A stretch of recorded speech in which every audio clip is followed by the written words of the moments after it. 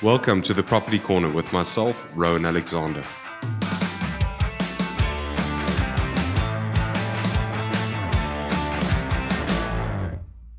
So in this episode, I want to chat about advice to first-time property buyers. In my career, countless times, I've come across people who are looking for advice, and I've seen that there's a huge need for advice for people wanting to purchase property. So I've developed a guide, a 10-step guide to property ownership for first-time buyers. And the very first thing that you need to do is to start saving for a deposit immediately. I know it might sound daunting, and we very often hear the thing where people say, you know what, Rowan, I'll start saving once I get an increase in my job, or I'll start saving when I can afford it. The reality is that you need to make sacrifices to start saving.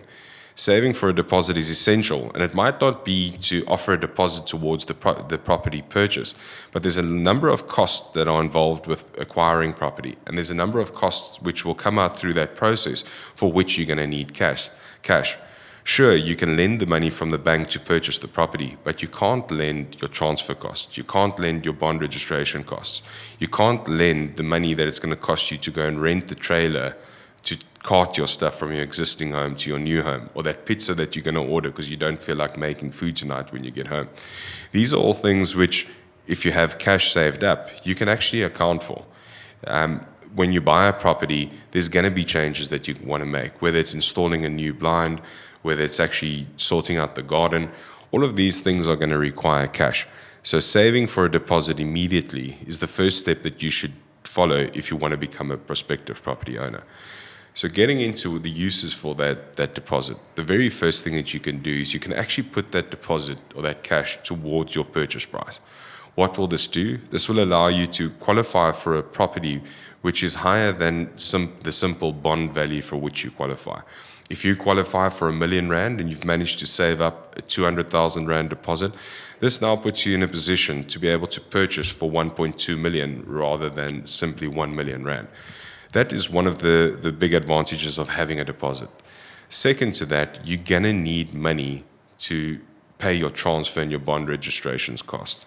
Sure, up to 1.8 million Rand, you have the ability to lend more than the purchase price, and you can lend money from the bank to pay towards the transfer costs, but it won't necessarily be enough. You might need to top that up with cash. So the costs of ownership when you're acquiring a property, actually buying that property, paying those transfer costs, paying the bond registration costs, these are costs which we recommend that you do cash. Again, the cost of moving, buying new furniture, fitting out the property, painting, you might not have to do these things, but you're probably going to want to. So if you have some form of kitty, some form of cash available to do these things, it will help you greatly.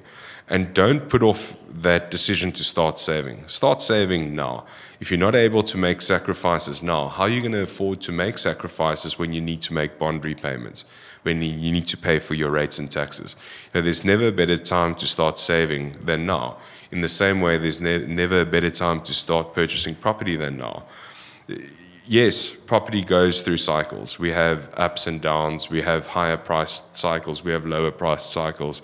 And I often get that question, Rowan, is it a good time to buy? Is it a good time to sell? And that's pretty relative, because it will be a good time to sell when prices are high if you're completely exiting the market. But if you're selling when prices are high and rebuying when prices are high, has that been a good time to sell? And the same applies when pricing is low. So the better advice that I can give coming from experience is to just get your foot into the market. And very often that barrier is people don't have cash.